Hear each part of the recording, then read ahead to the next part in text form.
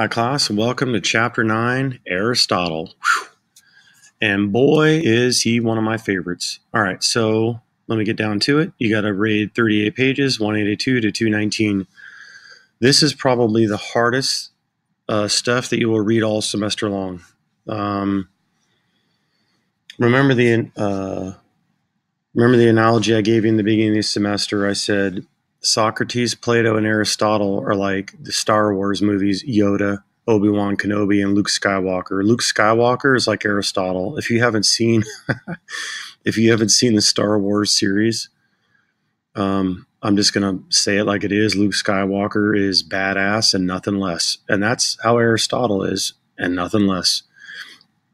Now, not everything Aristotle did was completely accurate, but a lot of it is mind-blowing because he was trained by Plato himself, who was trained by Socrates. You might say, and then I don't know if any of you noticed, but Aristotle taught Alexander the Great. Alexander the Great basically was in charge of the Greek Empire. He's one of the greatest tacticians ever known to man. You had the Babylonian Empire, then the Medo-Persian, then the Greek Empire, then the Roman Empire. You might say Alexander the Great. He led the Greek Empire. He was trained by Aristotle. Really smart guy. Alexander the Great was really smart. Aristotle was even smarter. So with that being said, let's go dive in. And again, like Plato, you simply cannot take all of this in. It is just too much. This is an intro class. I just want you to do the reading. Things that stand out to you, great. If they don't, you're super confused, fine. You know, you're getting a dose of Aristotle. That's all I really want, okay? So one of the things to know, okay, so we already know he's taught by Plato. He went to Plato's Academy. And if I didn't tell you this, Plato's Academy was the first college ever created. Plato did it, okay? So we're at Mount Sac. You can thank Plato for creating a college. And Aristotle was his student, and Aristotle disagreed with Plato on certain things. One of those things is Plato's theory of forms, like these most perfect representation of things. Aristotle would say, nah. I'll give you an example. Let's go back to the chair example. Plato would say there's something called chairness. It has a form. There's this perfect, unchanging form that gives us the essence of chairs, right? It's out there somewhere in Plato's heaven when we think of chairs. Any chair in this earth. Oh, sorry, man. I don't mean to dig on the extraterrestrial. So let's say any chair in this possible universe that we exist has to have something in common with the form of chair, according to Plato. And that makes the universal property of chair or chairness something that all chairs have in common. Aristotle would say, no. So let's say you're sitting in a room with 50 chairs. He would say each and every one of those chairs are different. You would say chair 1, chair 2, chair 3. They don't all share the common property of chairness. That's just one chair there, another chair there. So his metaphysics, his way of looking at reality and what things are and how they exist, it's different. But again, we could spend a whole semester talking about this distinction, but just know that Aristotle disagreed with Plato on certain things. For one, and this actually sucks, but I'll have to admit it, Aristotle thought women were inferior to men. Plato thought not. Plato thought they were more of equals, right? So you might say, oh, that's disgusting, right? If you're a woman right now, you're thinking, oh, that's disgusting. And you might say, oh, I'm just going to reject everything Aristotle says. You can't. You might say, yeah, that one thing, he's totally misled. And again, this is why I'm shepherding you through these ideas in this class. You might say there are philosophers that make mistakes that you disagree with, but does that mean you can throw out everything they say? Absolutely not. There are things that Aristotle says that are absolutely stunning. Whether you're a man, woman, child, or animal, he literally has awesomeness that's coming at you, right? But there's a few things, you made a mistake. And it might have to do with that society that he lived in back then, over 2,400 years ago. If Aristotle was alive now, he might be like, oh, okay, I could see where I was wrong. Slavery, that was back in my day. Okay, well, you guys abolished that. Women's rights, oops. So what I'm saying is, if these guys were alive today, they might change their views very quickly on certain issues that you disagree with now. But that's no reason to throw out everything they say. But with that being said, if some of you are more interested in philosophy and you do a bachelor's degree in philosophy, you probably will take a class called metaphysics, and you will be exposed to the difference between Aristotle and Plato in a very much deeper way than what we're doing here. Just giving you an example. And what that does is it also shows you that you're a student, I'm a professor, right? And we have that kind of relationship. It doesn't mean that you agree with everything that I say, right? Because just like Aristotle was a student, he disagreed with his teacher, and he goes on to be super famous, just as famous, if not more famous. It's hard to say who's more famous between Socrates, Plato, and Aristotle. They are just incredibly awesome as far as their contribution to Western thought and philosophy. Aristotle didn't just contribute to ethics. He contributed to metaphysics, ethics, epistemology, logic. He's considered the father of logic. Really? So this is just me, right? If I could have like $1 million or be considered the father of logic, I'd take that, the father of logic, because that's just badass. But anyways, all right, we're digressing. So let me get into, so I just want you to do the reading once. We don't have an actual picture of Plato, but he was bearded. He was of the bearded folk. Socrates, Plato, and Aristotle all had beards, right? But you might say, one of the things that I think that Aristotle's very famous for, he's the very first person to give a systematic explanation of ethics. It's called Nicomachean Ethics. Me personally, I am doing my dissertation, my PhD, literally in Neo-Aristotelian virtue ethics. You might say, I think a lot of what Aristotle had to say in that area is just simply mind-boggling. I think it's awesome. You might say his thought is, as far as ethics, dominated Western civilization for thousands of years, all the way up to Kant. We won't discuss Kant this semester, but he has a theory called deontology, which is another system of ethics. And then there's even Mill, who has another system called utilitarianism. These are huge. These are the great three as far as ethics. But you might say Aristotle started over 2,400 years ago, or let's say a little less, but about 2,400 years ago. So that's the one thing I'll emphasize in this this reading, but we'll get there. So first thing to know, logic and knowledge. Okay, so logic. There's just simply too much to discuss here. I teach logic full-time at Mount SAC. That's my forte. If you want to discuss more about logic, take my logic class. If you don't and you took a critical thinking class, you'll still get some exposure. But if you want a lot more exposure, take logic. It's an awesome class. I take you through all of Aristotle's logic, and I try to make it simple for you. Like, what is logic? Well, logic is the study of arguments, right? Well, why study arguments? Well, and then, by the way, this is kind of a summary of this part of logic as far as you're reading.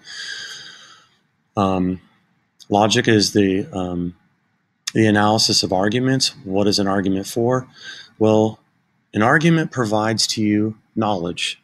That's what a conclusion of an argument gives you. It gives you an instance of knowledge, right?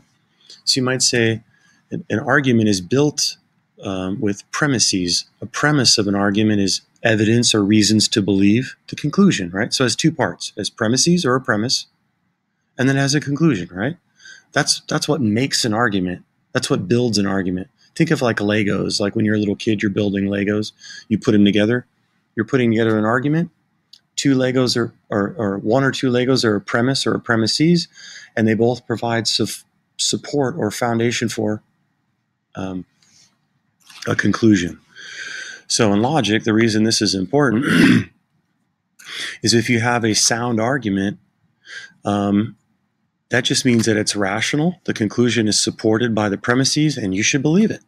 So this is what arguments are used for in everyday life, like politics or ethics. Again, if we talk about ethical issues like cloning, abortion, stem cell research, end of death, whether somebody should smoke pot or not. I mean, you could just think of 101 ethical issues, and logic will help you because it guides your reasoning.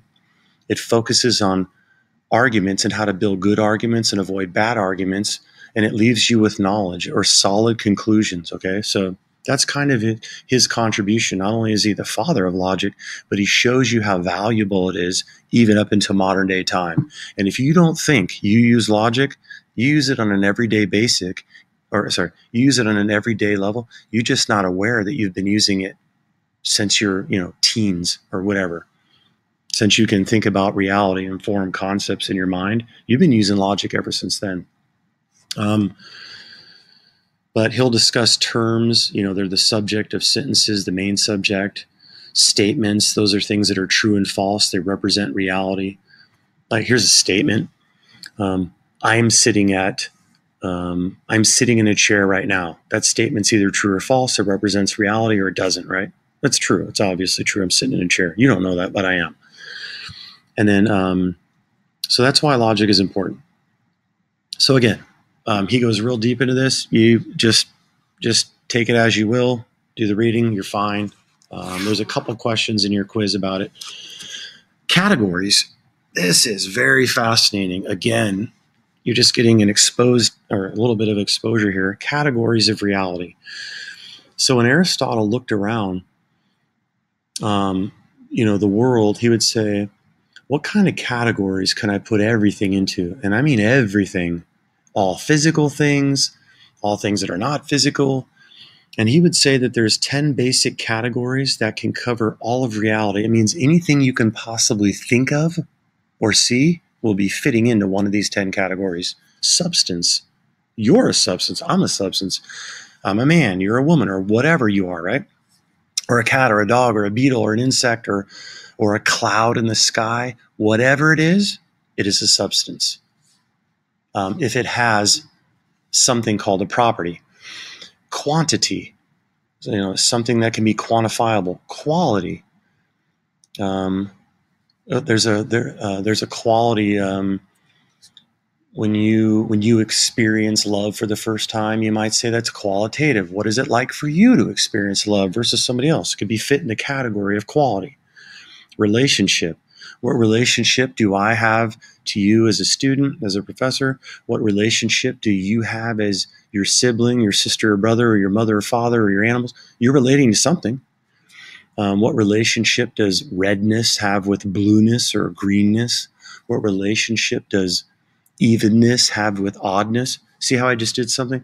I gave you some physical relationship, and then I gave you a non-physical relationship. All of those are still relationships.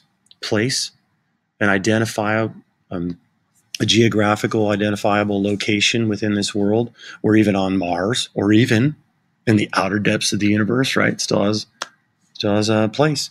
Time. We live in a temporal universe, means that we have past, present, and future.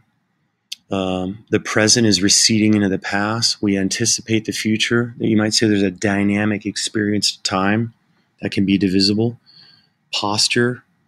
Like, what are you doing right now? Sitting down, reclining, like what's your posture?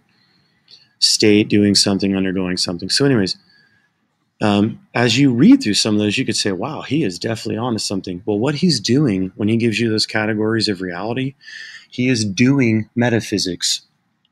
He's trying to say, I am telling you what is, what exists, and what doesn't exist. And if it exists, what relationship it has to something else. And you might say, well, shit, that's deep. I don't do metaphysics. Yeah, you do. You do it all the time.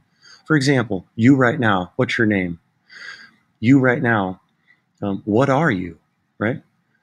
When you think to myself, well, okay, this is what I am, you're going to answer my question, right? You tell me what you are in your own mind, and then you say, how does that make you different from a cat or a dog? Just thinking along that lines, you are literally doing metaphysics. You are putting cats and dogs into a reality other than your own, or a category other than your own. You're saying, oh, they're a substance of dog or a cat, and I'm a substance of human, right? Human being. You might say, we do metaphysics all the time. We just don't use that word. But if you were to think more deeply about reality, in other words, if you were to get more philosophical, You're going to do what Aristotle does. If you take a ride with Aristotle, he's going to be teaching you about the categories of reality.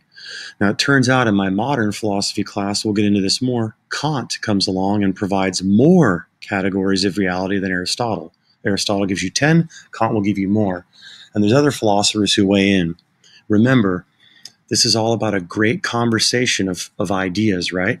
We're having ideas, or philosophers build upon other philosophers. So you might say Aristotle will start this huge philosophical conversation relating to metaphysics when he talks about categories of reality. We'll see other philosophers in the future contribute to where he left off. Okay, so it's an evolving dialogue.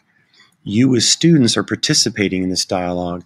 You're being exposed to Aristotle. You were already exposed to Plato, which was already exposed to Socrates. And then you will, with your discussions, you will weigh in. Well, this is what I think, right? You'll give me your contribution to what these authors have said. So let's get out of there. Categories of reality. Substance, yeah, he's just going to unpack some of those terms. Truth, what is it? Let's read his definition. To say that what is, to say that what is not, or that what is not is false, and to say that what is, or that what is not, is true. What? What does that even mean? You're going to have to read that like 5 times. You just say, he's getting more specific. He wants to avoid falsehoods like Socrates, and then he's going to furthermore say, this is what truth looks like. He's going to call it the correspondence theory of truth. He's going to say, correspondence theory of truth.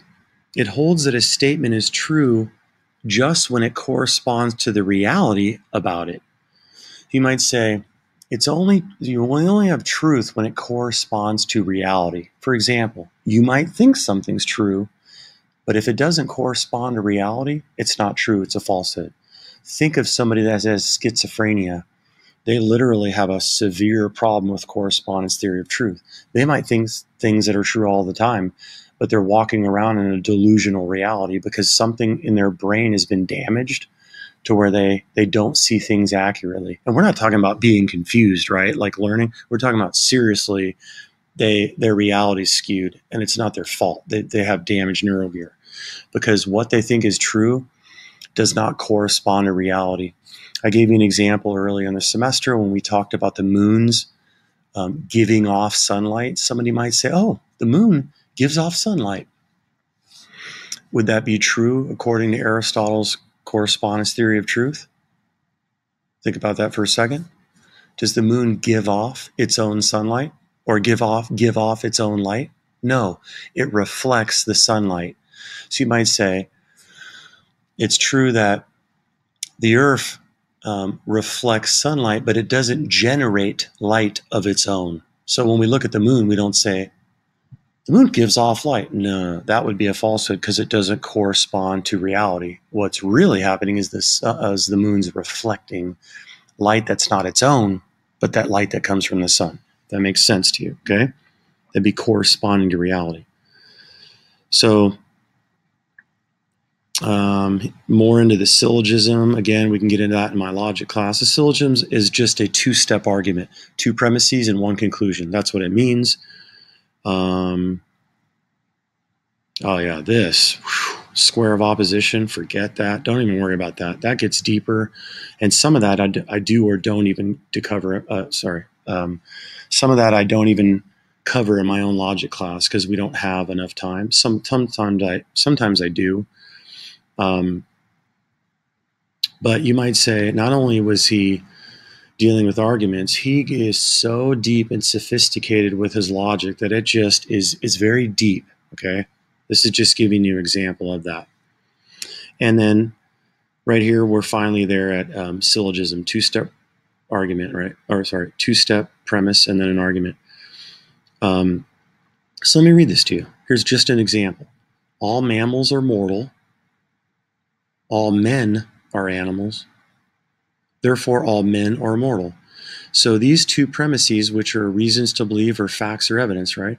They're statements about reality. Are they true or false? they're both true, right? Just think about it for a second. They're both true. If they're both true, does this conclusion follow? Yes, it most certainly does. In fact, it necessarily follows. In fact, it's impossible to be false if those premises are true. That, in a nutshell, is the analysis of an argument and looking at how an argument's formed and what it does. Again, you can take a logic class, whether it's for me or anybody else, and you will really get into that in many different arguments. So, moving right along.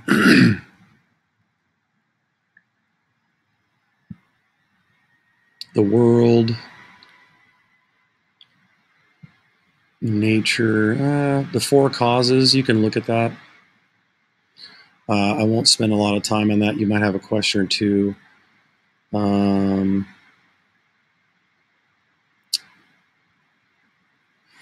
First philosophy. Here's where he disagrees with Plato's forms. You can read about that a little bit more. There's a debate called the nominalist realist debate. You might say Plato's a realist, Aristotle's a nominalist, and that is, if you really want to get deep into it, that gets more into modern day philosophy. But this is just, like I said, it's an example of Plato accepting universal properties and Aristotle rejecting that. And universal properties would just be like redness. Think of redness, right? You can think of all kinds of things that are red that you can see in reality. Plato would say, yeah, there's redness. It's coming from the most perfect form, red, right? You think of something red. So when you see all this redness out there in reality, different shades of red and all that kind of stuff, you might say, well, they all share something in common, redness, right? Well, that's a perfect form that exists out there in Plato's heaven. Aristotle would say, no, Plato's heaven doesn't exist. The form doesn't even exist.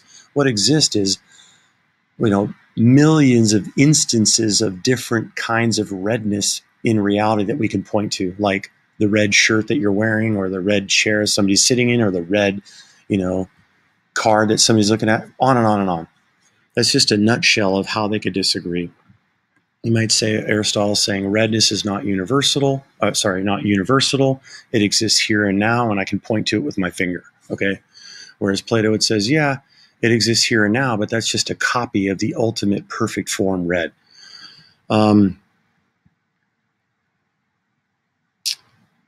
Let's go on.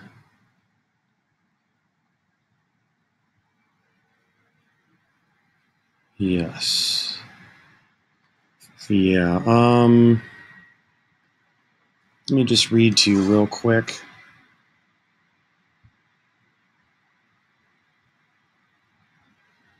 Give me a second while I find.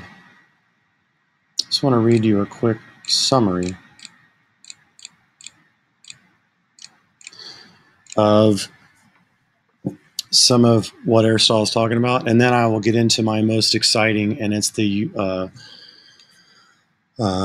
Nicomachean Ethics and what he talks about as far as eudaimonia, and that's basically happiness or human flourishing, and why I think that's one of the most important contributions outside of logic that Aristotle actually made. So here we go.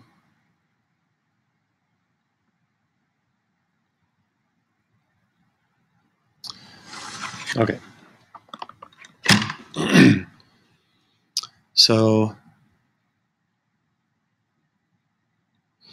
you might say in physics, modern day physics, you might say when Aristotle started talking about the physical world and how matter interacts with other matters and you get laws and all that kind of stuff, that's where his four causes come into effect. So if you want to learn more about that and how it parallels modern day thought, he talks about material cause, formal cause, efficient cause, and final cause. So that's his contribution to physics in a minimalist sense. I mean, that's just a nutshell. I mean, he's got a whole book on this, but you're just getting a little bit of exposure to it. On the soul, I'll read you this. For Aristotle, the soul is not an immaterial stuff embedded in a physical or a material body. So he's going to think about like Casper the ghost. You can see through Casper, and You might think somebody, when you think you have a soul, you might say there's some immaterial thing like that that has a rational nature and it's inside or it interacts with our physical body. Aristotle rejects that kind of notion of the soul, which is pretty common for these days.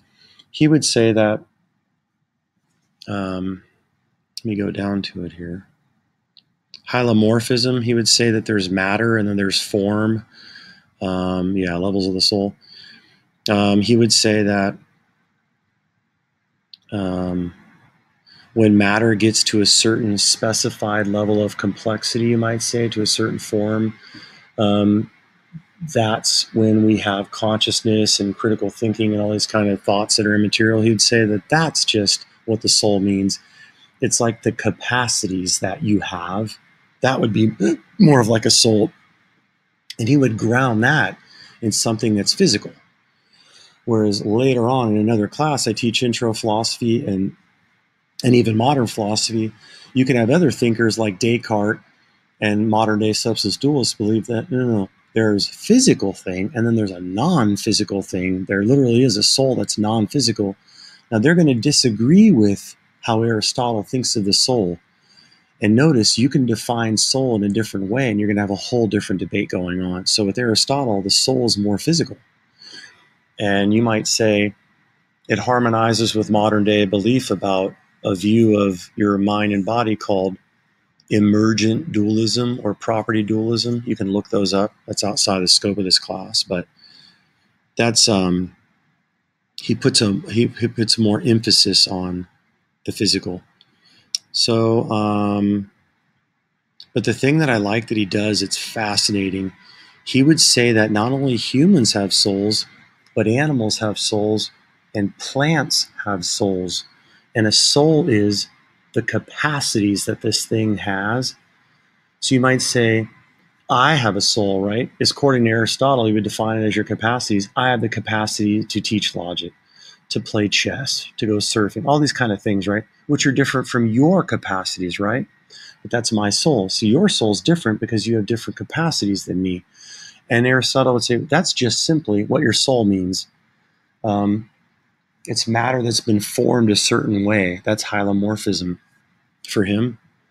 And he would just say, when matter's been formed a certain way for Joseph in his brain, he just does these things differently than you. And that's all he means by soul. So he'd say, animals have certain capacities as well, right? But they don't have the capacity to think about their thoughts, to do logic, to listen to music and groove out.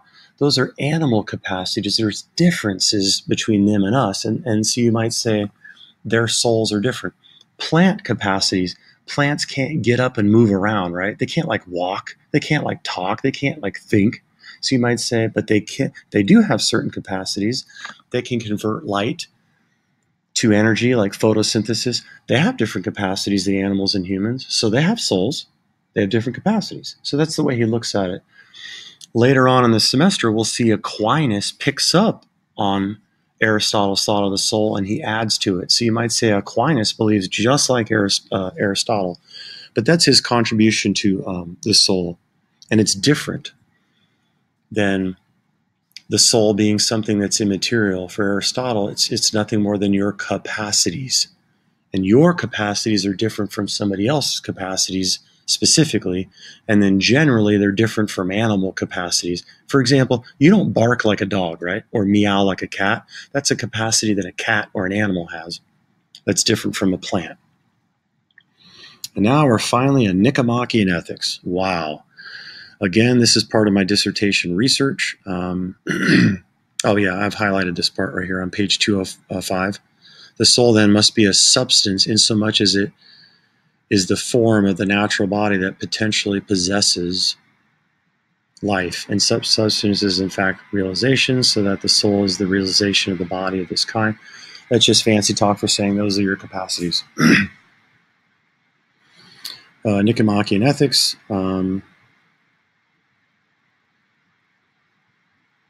So he's getting at what the good life is. Now we're on the more practical issues, right? Now we're out of his contribution to knowledge and truth, his contribution to logic, his contribution to metaphysics and his categories and souls and all that kind of stuff. and physics. Now we're on to good life. Like, how can I live the good life, and what is it? This is very practical. And this is exactly what Aristotle was in the business of doing when he wrote Nicomachean Ethics. He's trying to say, how can we make our life practical, these decisions that we have, good, bad, right, and wrong? What are we doing when we make those kind of decisions, and what kind of good life is there, and how do we obtain it? And what is happiness? Now, this is going to be foreign to some of you. When you think of happiness, think for a second. You might think, if I ask you, what is it? Wherever you are, without looking at the screen, wherever you are, say to yourself out loud, I think happiness is this. I'm giving you an opportunity. I'll give you a few seconds. You tell me what you think happiness is for you. What does it mean? Try to define it real quick. For some of you, you just thought happiness was a feeling. Happiness is when I feel good about myself, or I have this certain state about myself, this physiological bodily condition where I just feel good, right? You might say, well, that's happiness for me. And I might be happy from day to day or sad or something like that. You might say you ground happiness in a feeling or an emotional state. Aristotle, quite the opposite, will ground happiness.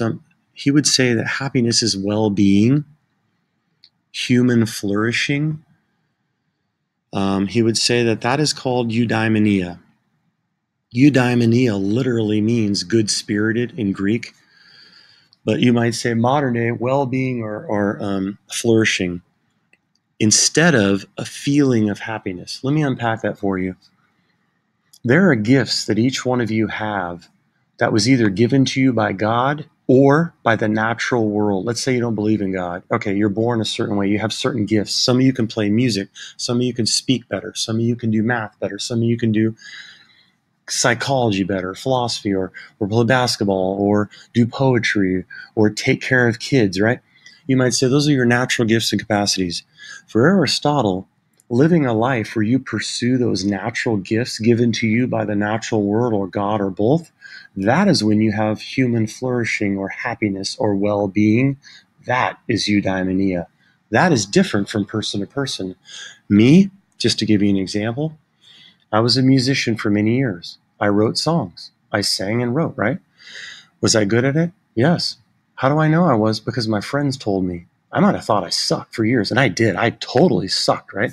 But after a while, my friends started listening to the recordings that I have.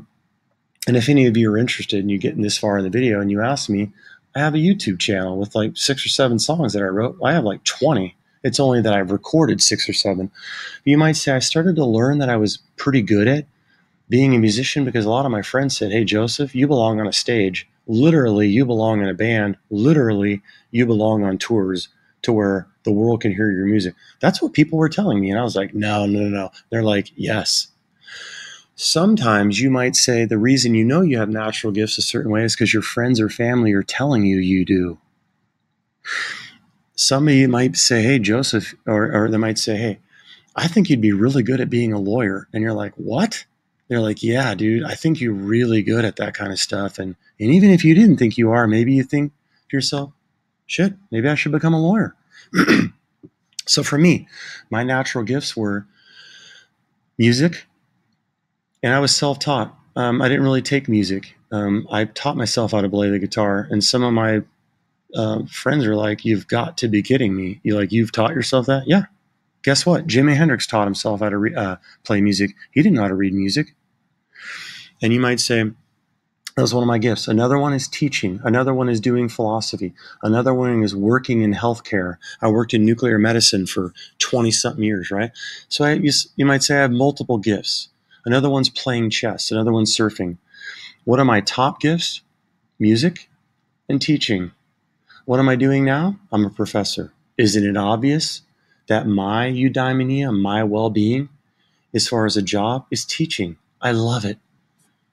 A lot of students, such as yourselves, have told me this over the years. Hey, Joseph, I really think you should be a full-time professor. Well, I am very, very grateful that I finally am. Mount Sac finally hired me on, and is because of hundreds, if not thousands, of students like yourself who thought I was good at this, right?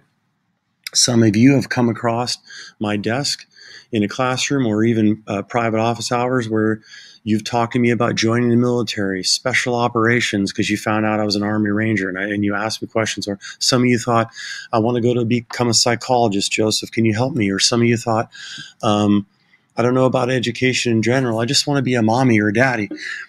And I pointed you into eudaimonia, and I've helped you to realize what you were good at, right?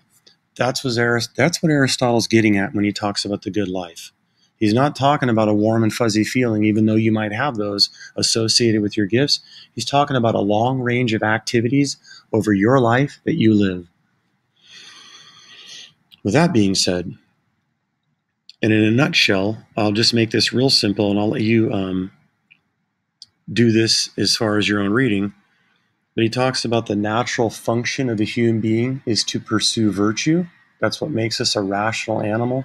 That's what makes us unique from the animal kingdom, is that we have rationality, and we should pursue rationality, just like Plato, his teacher, said, and just like his teacher Socrates, right? They all knew each other. And so you might say, he would say, look, our function as a rational animal is to pursue virtue and avoid vice, and at the same time regulate our emotions. He might say we have emotions and we have rational capacities. We need to work with both of those together at the same time. That's how we pursue something called moral virtue. He would say, as long as you're doing that, you can actually have eudaimonia, or well-being or flourishing. And here's the rub. If you do not pursue virtue, you can never be happy. You can never achieve eudaimonia. So you might say virtues are a means to an end. What's the final end for Aristotle? Eudaimonia, human flourishing, well-being. This is your happiness in this lifetime. He would say that is what your ultimate goal is. That is your ultimate function as a human, as a rational animal. That's it. How do you get there? Pursue virtue. If you do not pursue virtue, you will never, ever be happy or have eudaimonia. How deep is that, right? So you might say, that's the bottom line for him. So then he gets more specific. So you can learn about his virtues. He talks about moral virtues that deal with, working your emotions into something that you have to experience on your own, versus intellectual virtues that you can be taught in a classroom, or you could read about them in a book. For example, logic and critical thinking, those are intellectual virtues. Moral virtues might be something like courage. And that's something that no matter what somebody says to you, you don't really know about the moral virtue of courage until you experience it for yourself. And it has everything to do with fear. There's a sphere of fear that comes over you, right? I'll give you an example. Let's say some of you are scared of spiders, right? Some of you might not be scared of spiders at all, but some of you might be terrified. This is how Aristotle would talk to you, developing a moral virtue of courage dealing with spiders. In one sense, instead of letting fear rule you to where you literally run away in fear and you lose your mind, that would be an extreme. He would say that that's the vice of deficiency. And he'd say, you don't want to do that. You don't want to live in extreme fear. And you also don't want to, on the opposite, have no fear whatsoever. And you're letting spiders crawl on your face and your arm, and all of a sudden one of them bites you and you get poisoned or whatever. He'd say, so you don't want to do that either, right? That would be excess. And that would be also a vice. But this perfect relationship to fear that you might have is courage. That lies in the middle of complete fear and complete like a deficiency and an excess, which are both vices. So there's a vice on the one hand of not doing enough, and then like too much, you might say, is another vice. But right in the middle, this perfect combination is courage. That used to do. So in reference to spiders, you have courage. And you say, look, yeah, I have a little bit of fear of spiders, but I'm not going to be terrified, and I'm not going to let them crawl over me if they're poisonous. I'm going to do the right thing. That's courage. And you might say that's how he says your whole life is. It's not just a one-time thing. It's a habit. And when you work on the virtue of courage, you're doing it over and over and over and over for the rest of your life. And that's how you develop moral virtue, by experience, by repetition, by habit. So he'd simply say, virtue or arete, which is human excellence, he would say, it's a habit. It's something you do over and over. It's solidified in your character. Now, the virtue of courage is a virtue in between two vices that's different from person to person. So he'd say, the moral virtue that you have might be different from somebody else. You might have more fear when it comes to spiders. Somebody else might not have any fear at all. Or dealing with anything in your life you could think of. So anyways, that's just one example. If you wanted to get more into that, you could take an ethics class where you'd literally discuss Aristotle's theory of ethics, eudaimonistic ethics, and you're right back to where I just talked to you right now. I'm just giving you a nutshell. So moral virtue, you have to seek it out with intellectual virtue. And then he would ultimately say that if you do that, you have happiness, and that's activity of the soul in accord with excellence, meaning your soul are these natural capacities that you have, and you only have happiness when you take your natural capacities and you work them in an excellent manner, whether it's with intellectual virtue or moral virtue. And yes, so that is his greatest contribution to the world of ethics. And here, yeah, on page 214, everything I discussed with courage, you can see it right here. So courage is a virtue that lies in the middle of two vices, one of excess, one of deficiency. And then you can see courage in the middle. You see a lot of talk like that in the military or police force. When you're being shot at, what kind of courage do you have? I've just given you an example of spiders. So you can look at that. But I would say in all, Aristotle has contributed to pretty much every branch of philosophy in a very deep way. I've just given you a little bit more exposure into certain areas of this reading, certain areas I didn't even cover. And that's all right. But anyways, I think I've armed you with enough to be able to get through your quiz questions. And other than that, just look at your questions, go back to the reading. You should be able to get the answers. That's about it. If you have any other questions, just let me know.